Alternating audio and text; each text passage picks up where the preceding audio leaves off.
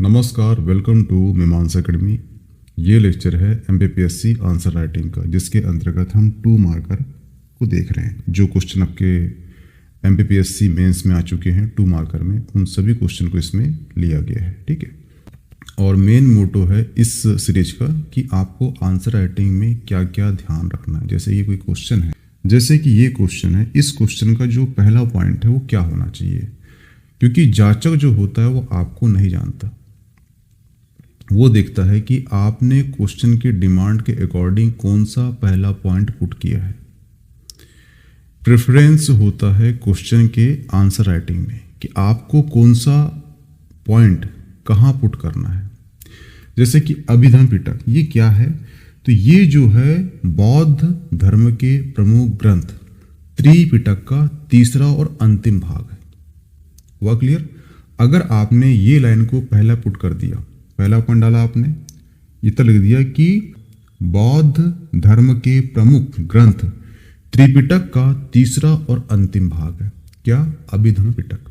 तो वो समझ जाए कि आपको इस क्वेश्चन का आंसर पूरा पता है।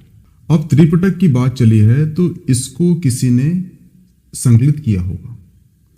संकलित किया होगा तो किसी काल में किया होगा, जिस काल में किया होगा उसका कोई राजा होगा। ठीक है, तो सिंपल सी बात है, इसका संकलनकर्ता कौन है? तो वो है मोगली पुत्र तिस्त। जिनकी अस्थि कहाँ रखी है? वो रखी है मध्य प्रदेश के सांची स्तूप में। वह क्लियर? इसके साथ ध्यान रखना कि किसके काल में हुआ होगा। तो सिंपल सी बात है, अशोक के समय संपन्न हुई थी कौन सी? तृतीय बौद्ध संगति में मोगली पुत्र तिस्त ने किया था इसका संकलन। तो यहां पर आपका दूसरा पॉइंट भी सटीक बैठ गया है। पहले बता दीजिए क्या है, फिर बताना है किसने इसको संकलित किया है, किसके काल में किया है। अब सिंपल सी बात है कि इसमें क्या दिया है, क्योंकि ये लिखा गया होगा तो कोई ना कोई मोटो तो होगा, कोई सब्जेक्ट तो होगा। सब्जेक्ट क्या है? तो सब्जेक्ट है बौद्ध मतों के दार्शनिक व्याख्या की बात की गई इसमें। तो इस प्रकार से अगर ये 3 पॉइंट को ऐड करते हो सीक्वेंस वाइज, तो आपको 2 मार्कर में 2 मार्कर मिल जाएंगे। ये क्वेश्चन जो है मध्य प्रदेश का जो पेपर हुआ था एडिशनल 2019 का मेंस, उसमें किया है। उस समय जो है 2 मार्कर नहीं था, उसमें था 3 मार्कर, लेकिन अब ये 2 मार्कर हो चुका है। लेकिन आपको तीनों पॉइंट ऐड करना है। ठीक है, मूल बातों को आपको ऐड करना है। आपको लग रहा है कि जो आंसर है उसकी वर्ड लिमिट बढ़ रही है, तो वहां पे आप स्टॉप कर सकते हो, लेकिन मूल बातों को लिखना ही है। हुआ क्लियर? ठीक है, अब चलते नेक्स्ट 2 मार्कर में। ये है सारनाथ। ठीक है, सबसे पहली बात कि सारनाथ को आप जानते क्यों? अगर सारनाथ आपसे कोई क्वेश्चन करता है तो आप उसे जानते क्यों? सारनाथ को वर्ल्ड स्तर पर भारतीय इतिहास में जगह क्यों मिली है, पहले तो ये जान लीजिए। तो सबसे पहला पॉइंट यहां पर क्या हुआ था? यह है ज्ञान प्राप्ति के पश्चात। ठीक है, यहां बोला है ज्ञान प्राप्ति के पश्चात भगवान बुद्ध ने अपना पहला उपदेश यही दिया था, जिसे धर्म चक्र प्रवर्तन का नाम दिया गया है। तो ये जो पॉइंट है आपका, ठीक है, ये पॉइंट जो है पहला होना चाहिए। तो जांचा समझ जाए कि आपको सारनाथ के बारे में सटीक जानकारी है। ये क्वेश्चन आता है सारनाथ क्या है या सारनाथ, तो इसका पहला पॉइंट होना चाहिए कि ज्ञान प्राप्ति के पश्चात भगवान बुद्ध ने अपना पहला उपदेश यही दिया था, जिसे धर्म चक्र प्रवर्तन नाम दिया गया है। हुआ क्लियर? तो ये आपका 2 मार्कर में 2 मार्कर यहां पर आपको मिल जाएंगे। ठीक है, जो सारनाथ है ये कहां पर है? तो ये उत्तर प्रदेश में वाराणसी के पास स्थित है। ठीक है, तो यहां पे आप 2 पॉइंट ऐड कर सकते हो। पहला पॉइंट लिखना यहाँ पे कि ज्ञान प्राप्ति के पश्चात भगवान बुद्ध ने अपना पहला उपदेश दिया, ये पहला पॉइंट हो गया। ठीक है, और दूसरा पॉइंट अब ऐड कर सकते हो ये वाला, जिसे धर्म चक्र प्रवर्तन नाम दिया गया था। हुआ क्लियर? लेकिन ध्यान रखना सारनाथ जो है, अगर आपको बड़े प्रश्नों में आता है तो सिंपल सी बात है, आपको सारनाथ के बारे में बताना पड़ेगा कि सारनाथ जो है एक दार्शनिक स्थल है जहाँ पे आपको बौद्ध धर्म, जैन धर्म और हिंदू धर्म के सभी महत्वपूर्ण दार्शनिक स्थल मिलेंगे। जैसे कि यहाँ पर धमेक स्तूप है, अशोक स्तूप है, चौखंडी स्तूप है, सारनाथ पुरातत्व संग्रहालय है, मूलगंज कुटी विहार है, जैन मंदिर है। तो ये जो सारनाथ है, अगर आपको बड़े प्रश्न में आता है तो आपको ये पॉइंट भी ऐड करना है, लेकिन ओनली 2 मार्कर में आता है तो आप ओनली 2 जो पॉइंट है ये ऐड कर दोगे तो आपको 2 में 2 मिल जाएंगे। हुआ क्लियर?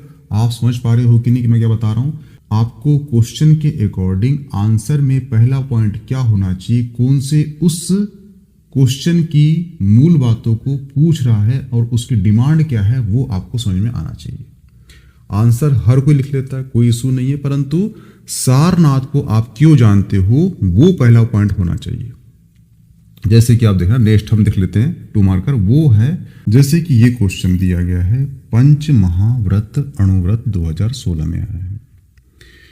तो ये बताना है कि पंच महाव्रत क्या है, डिमांड क्या है इस क्वेश्चन की। तो ध्यान रखना, पंच महाव्रत जैन धर्म के वे 5 मूलभूत और कठोर नैतिक सिद्धांत है जिनका पालन साधु साध्वी मनु जीवन पर मन वचन काया शरीर से करते हैं। हुआ क्लियर? और ये 5 जो महाव्रत है कौन कौन से हैं? तो पहला है सत्य, अहिंसा, अस्त्य, ब्रह्मचर्य, अपरिग्रह। अगर आप इसका करते हो पालन तो इसका मुख्य उद्देश्य क्या है? आत्मा को कर्म के बंधन से मुक्त करना और मोक्ष की प्राप्ति करवाना। अगर आप, जैसे कि आप देखना, आपको कोई क्वेश्चन करे इंटरव्यू में कि 24 ही क्यों है जैन तीर्थंकर, कितने हैं? 24 है। ये क्यों है? तो ध्यान रखना, जो सांख्य दर्शन है उसमें जो है तत्वों की संख्या कितनी है? वो है 25। ठीक है, 25 में एक जो है वो है पुरुष।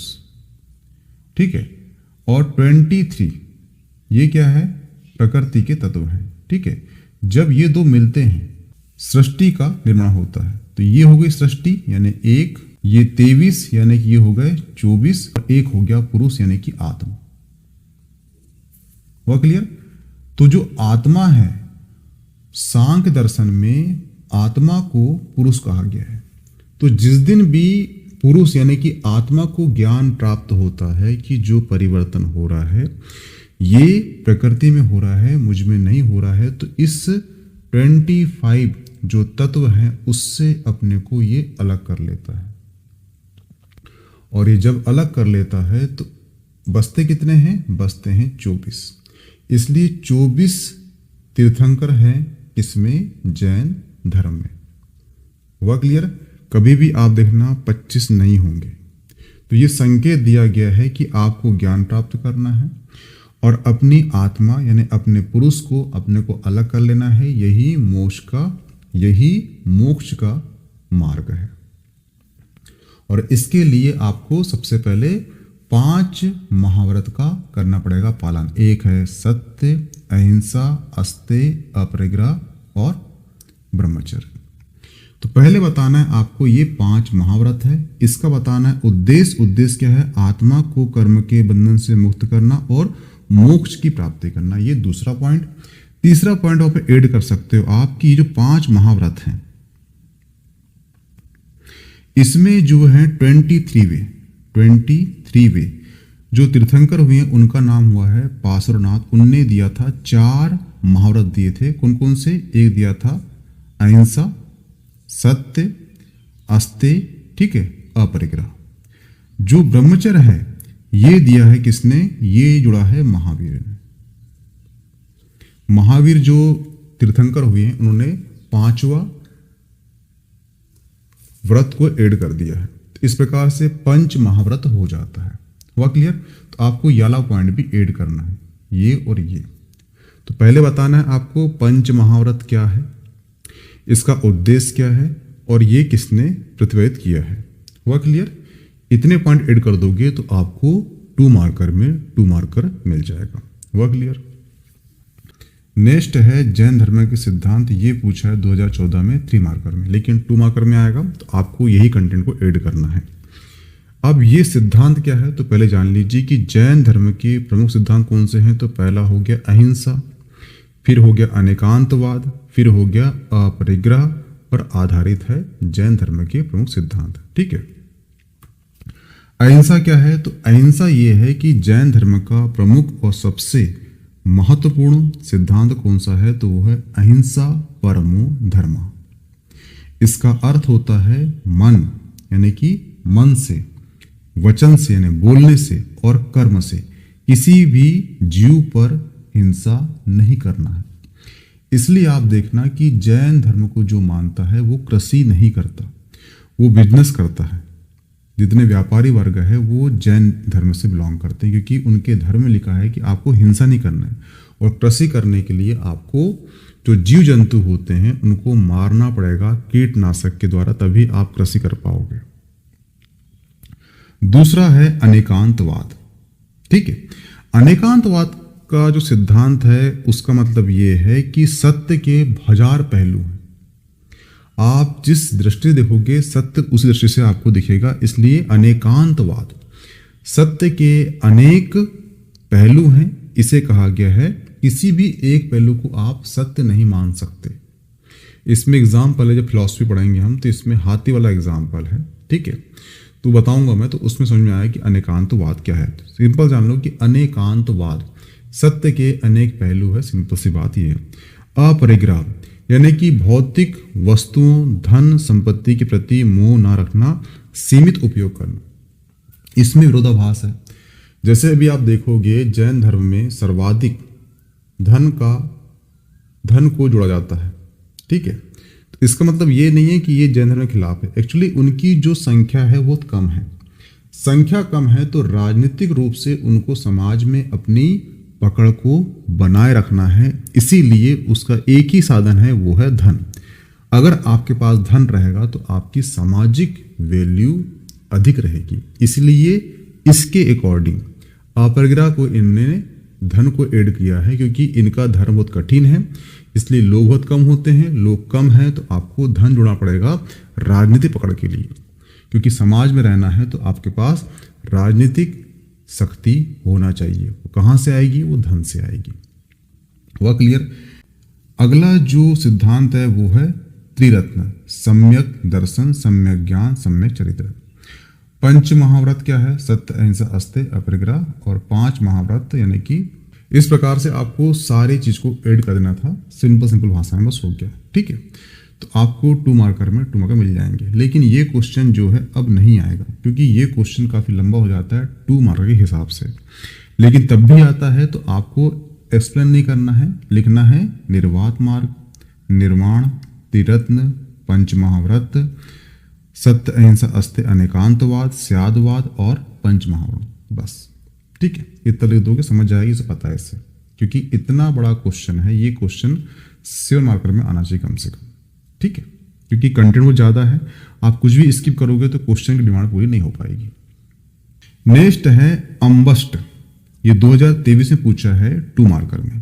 तो अम्बष्ट क्या है? तो अम्बष्ट एक प्राचीन हिंदू ग्रंथ स्मृतियों में एक विशिष्ट वर्ग के रूप में इसका उल्लेख किया गया है।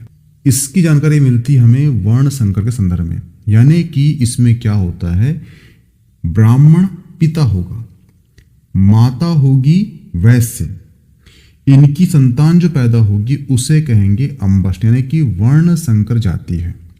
और इनका जो प्रमुख व्यवसाय कौन सा है? व्यवसाय क्या है? तो वो है वैद्य या चिकित्सक के रूप में इन्हें जाना गया। इनका पेशेवर क्या है? चिकित्सा। ठीक है, तो पहला पॉइंट वर्ण संकर जाति। जाति कैसे वर्ण संकर होगी? तो 2 अलग अलग कास्ट, यानी पुरुष अलग वर्ण का, महिला अलग वर्ण की होगी। तो पुरुष ब्राह्मण होगा, माता होगी वैश्य, इनकी संतानों कहा जाएगा अम्बष्ट। इनका अब बताना है नेक्स्ट पॉइंट व्यवसाय। व्यवसाय क्या है? वो है चिकित्सा पेशेवर थे। हुआ क्लियर? ये ध्यान रखना। तो इतने 3 पॉइंट हो गए, आपका अम्बष्ट जो है ये कवर हो जाएगा। तो यहाँ पे आपका जो है जैन धर्म संबंधी और बौद्ध संबंधी जो क्वेश्चन आ चुके थे 3 मार्कर में और 2 मार्कर में, ये कवर होता है। ठीक है, आपको यहाँ पे इतने समझाना है मुझे कि आपको क्वेश्चन के अकॉर्डिंग आंसर का जो पॉइंट है वो कैसे अरेंज करना है, कौन सा उस क्वेश्चन का मूल है जो आपके आंसर दिखना चाहिए, ये बताने का उद्देश्य है बस। ठीक है, इसलिए कंटेंट मत जाना, जो मैं बोल रहा हूँ उसको ध्यान रखना। यही प्रोसेस को अपने को अपनाना है बड़े प्रश्नों में, तो आपकी आंसर राइटिंग ऐसी हो जाएगी। वह क्लियर? मिलते हैं नेक्स्ट टॉपिक में। इसकी पीडीएफ मिल जाएगी आपको मीमांसा एकेडमी के टेलीग्राम ग्रुप में, तो प्लीज़ ज्वाइन कर लीजिए।